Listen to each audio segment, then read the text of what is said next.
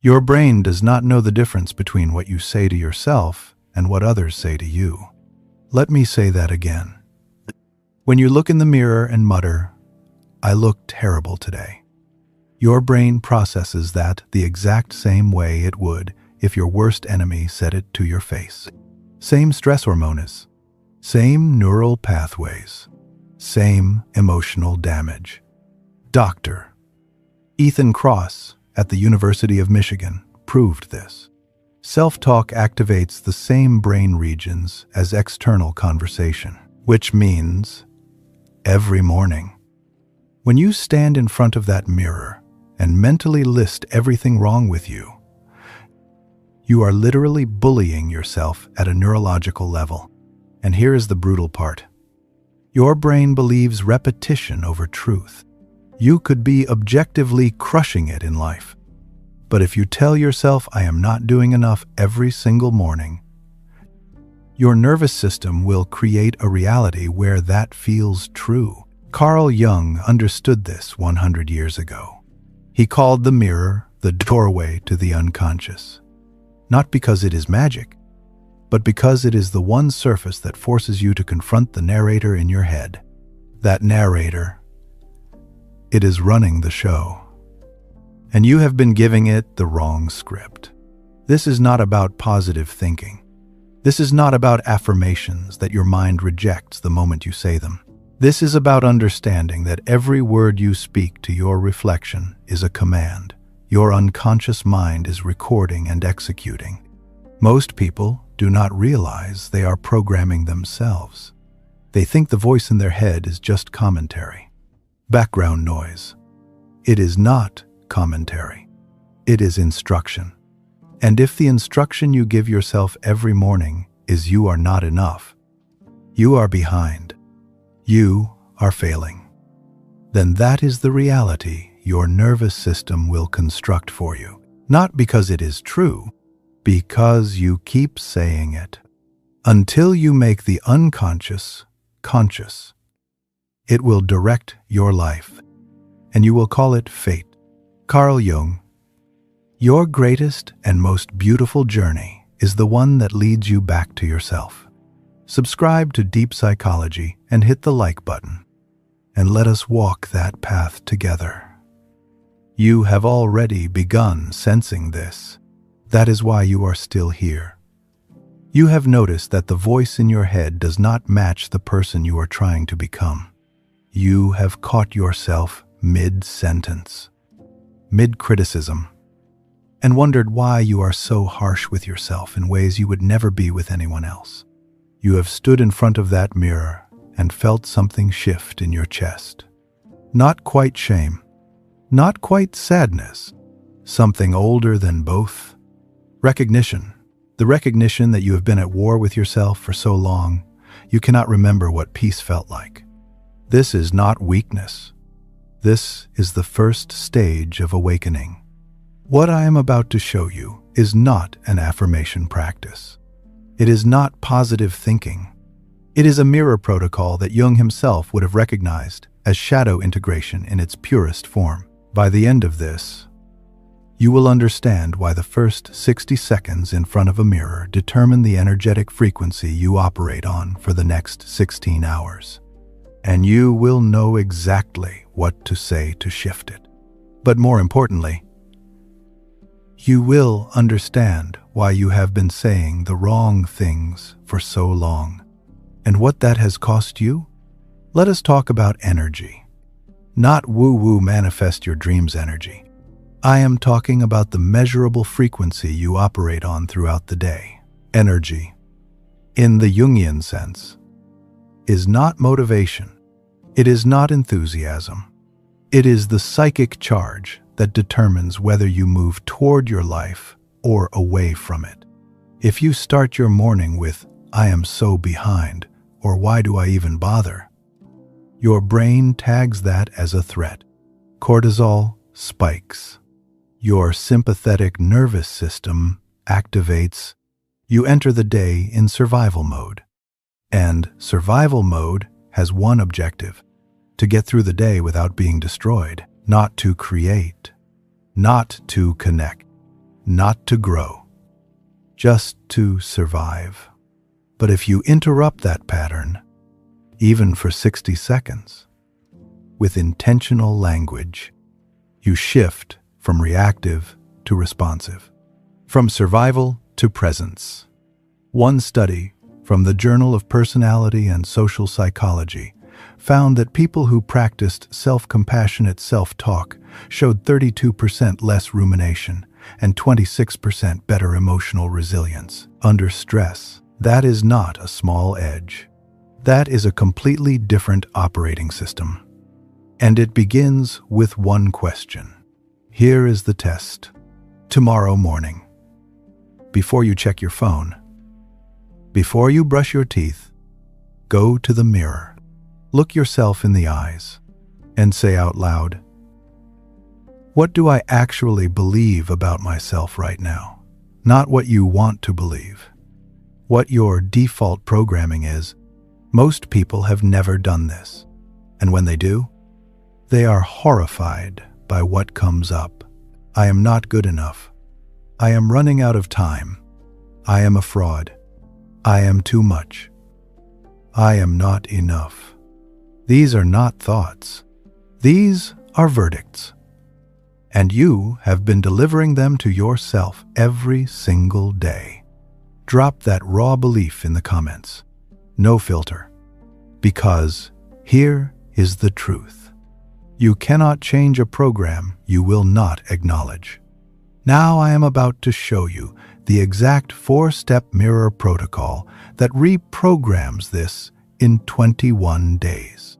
But first, you need to understand why affirmations fail. Because if you have ever stood in front of a mirror and said, I am abundant, while your bank account screamed otherwise, you know your brain just laughed at you. If you have ever looked at yourself and tried to force the words, I am confident, while every cell in your body whispered, liar, you understand the problem. Affirmations fail because they ask you to believe something before your psyche has integrated it. And the psyche does not work that way. The technique I am about to give you bypasses that resistance entirely. It does not rely on belief. It relies on repetition with specificity. It does not ask you to convince yourself. It asks you to witness yourself. And witnessing is something the unconscious cannot reject. The first step is called the witness statement. This is where most people go wrong with mirror work. They jump straight to, I am confident, or I am powerful. And their unconscious mind rejects it immediately. Jung called this the shadow's veto. When you make a claim your psyche does not recognize as true, the shadow rises up and says, no, you are not. And the shadow always wins that fight, because the shadow is not your enemy. The shadow is the part of you that remembers every time you were told you were not enough, every time you failed, every time you were rejected. The shadow is the archivist of your pain. And when you stand in front of a mirror and try to tell it, I am powerful, it pulls up the entire archive and says, remember when you were not. So instead of making a claim, you make an observation. You witness yourself without judgment. Stand in front of the mirror. Look into your own eyes, not at your hair, not at your skin, not at the thing you wish looked different, into your eyes. And say out loud, I see you. That is it. 3 words. I see you. Not, I love you. Not, I am proud of you. Just, I see you. This bypasses the shadow entirely, because it is not a claim. It is an acknowledgement. And acknowledgement is the first move toward integration. You are not trying to convince yourself of anything. You are simply recognizing that the person in the mirror exists, that they are real, that they are here. Most people have not truly looked at themselves in years. They glance, they evaluate, they critique, but they do not see. They see the performance, the mask, the version of themselves they present to the world, but they do not see the self. When you say, "I see you," you are performing the most radical act available to a human being. You are ending the war between the conscious self and the unconscious self. You are saying, "I will not abandon you anymore." Do this for 7 days. Just the witness statement, nothing else, and watch what happens. You will notice resistance at first. Your mind will want to add commentary. It will want to say, "I see you and you look tired," or "I see you and you are not where you should be." Do not let it. Cut the sentence at "I see you." This is a boundary. You are teaching your mind that the mirror is no longer a courtroom. It is a meeting place. For years, you have walked up to that mirror and delivered a verdict. Guilty, insufficient, behind. Now you are walking up to that mirror and offering presence instead of judgment. This will feel uncomfortable. It will feel false. It will feel like you are lying to yourself. You are not lying. You are interrupting a pattern that has been running for so long you think it is you. It is not you. It is the narrator. And the narrator has been wrong about you for a very long time. The second step is called the truth anchor. After 7 days of the witness statement, you will notice something shift. The resistance softens. The voice in your head becomes quieter. This is when you introduce the truth anchor. A truth anchor is not an aspiration. It is not something you wish were true. It is something that is already true, but that you have been ignoring or dismissing. Stand in front of the mirror. Say the witness statement first. "I see you." Then add one undeniable truth about yourself. Not, "I am successful." Not, "I am confident." Something that cannot be argued with. "I am still here. I am trying. I have survived every hard day so far. I showed up today. I am breathing." These are not affirmations. These are facts. And facts do not trigger the shadow's veto. Jung understood that the psyche will reject fantasy, but it will integrate truth. Even difficult truth. Even small truth. When you anchor yourself in what is real, you give your nervous system something solid to stand on. And here is the crucial part. You say it out loud. Not in your head. Out loud. Because when you speak, you engage a different neural pathway. You hear your own voice saying something kind to you. And your brain does not know the difference between your voice and someone else's voice. So when you say, "I am still here" out loud, your brain receives it the same way it would if a trusted friend said it to you. This is not metaphor. This is neuroscience. Your auditory cortex processes the sound of your own voice the same way it processes external voices, which means when you speak kindly to yourself, your brain registers it as receiving kindness. And when you speak cruelly to yourself, your brain registers it as receiving cruelty. Most people spend their entire lives being cruel to themselves and wondering why they feel so unsafe in the world. The world is not unsafe. Their inner dialogue is unsafe. And the mirror is where you change that. The truth anchor does something else. 2. It trains your mind to look for evidence of resilience instead of evidence of failure. Because your mind is always looking for evidence. It is always scanning, always confirming. If you tell your mind, "I am a failure," it will scan your life and find every moment that confirms it. Every mistake, every rejection, every time you fell short. But if you tell your mind, I am still here, it will scan your life and find every moment you survived. Every time you got back up. Every time you kept going, even when you wanted to quit. Same life, different filter.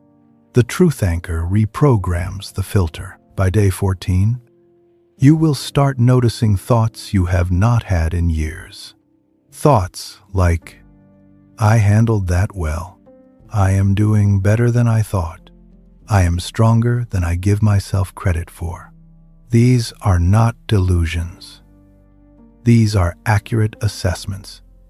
Your critical inner voice has been blocking. The third step is called the reframe ritual. By day 14, you will have established a new pattern. The mirror is no longer a place of attack. It is a place of recognition. Now you introduce the reframe. This is where Jung's concept of enantiodromia comes in. Enantiodromia is the principle that everything eventually turns into its opposite. What appears as weakness contains the seed of strength. What appears as pathology contains the blueprint for wholeness. Jung believed that most of what we call dysfunction is actually the psyche's attempt to correct an imbalance we do not yet understand. What you have been calling laziness is actually your psyche protecting you from burnout. What you have been calling sensitivity is actually your capacity to perceive what others miss. What you have been calling overthinking is actually your mind trying to integrate complexity. What you have been calling too much is actually your refusal to shrink. The reframe ritual is simple. You take the harshest thing you have been saying to yourself in the mirror, and you translate it through Jung's lens. Stand in front of the mirror. Witness statement first. I see you. Truth anchor second. I am still here. Then the reframe. What I have been calling weakness is actually depth. Say it out loud. And here is what will happen. Your brain will resist. It will say no. That is just excuse making. That is just letting yourself off the hook. Let it resist. Say it anyway. Because you are not trying to convince your conscious mind. You are speaking directly to the unconscious. And the unconscious does not argue. It listens. It records. It integrates. The unconscious mind does not care about logic. It cares about pattern. It cares about repetition. It cares about the story you tell most often. And if you tell the story of your weakness most often, that is the story it will live out. But if you tell the story of your depth most often, that is the story it will embody. This is not self-deception. This is self-accuracy. You have been inaccurate about yourself for a very long time. You have been interpreting your complexity as brokenness, your sensitivity, your depth as damage. The reframe corrects that inaccuracy. After 21 days of this, you will notice that the voice in your head has changed. Not because you forced it to, because you gave it a new script, a script that is closer to the truth. The fourth step is the energy declaration.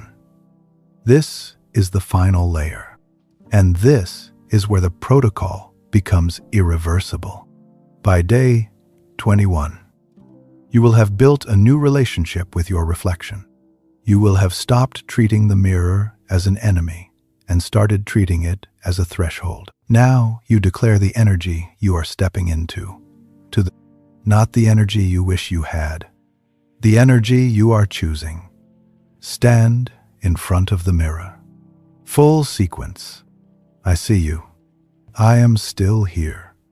What I have been calling weakness is actually depth. And then, the declaration. Today I move through the world as someone who knows their value. Not I am valuable. I move through the world as someone who knows their value. Do you see the difference? One is a claim. The other is a commitment. Jung called this active imagination. You are not pretending. You are not faking it. You are rehearsing a new way of being. And rehearsal rewires the brain.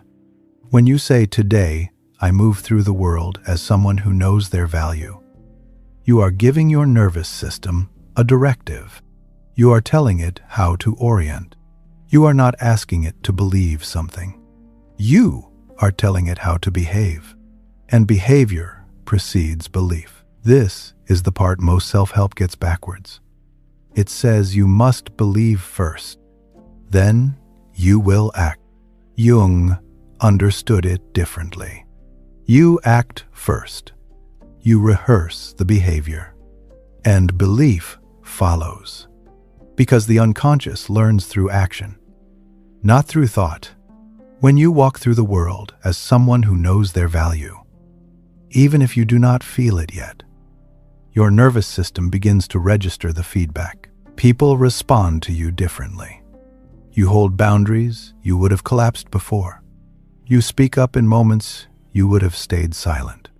And your brain notices, and it updates the program. And here is the part that will sound impossible until you experience it. Your energy actually shifts, not because you believe it, because you practice it. Leave the number 33 in the comments. In the symbolic framework Jung developed across his lifetime, 33 represents the age of full individuation. The point at which a person stops living according to external scripts and begins living from the self. If even one of these steps has already named something you have carried in silence, leave it here. Now let us address the question you are already asking. What if I do not believe what I am saying? Good. You should not believe it yet. Belief is not the mechanism. Repetition is the mechanism. Jung spent decades studying exactly this. He understood that the psyche does not change through conviction. It changes through ritual. When you perform the same action at the same time, in the same place, with the same words, you are speaking the language of the unconscious. And the unconscious learns through pattern, not through argument. You do not need to believe, "I am still here," for it to be true. You just need to say it every day, out loud, to your own face. And after 21 days, something will shift, not in your circumstances, in your frequency. You will notice that you are less reactive, that criticism does not land the same way, that you can hold your ground in conversations without collapsing inward. You will notice that the things that used to derail you for days now pass through you in hours. You will notice that you stop seeking permission from others to exist the way you exist. This is not confidence. This is integration.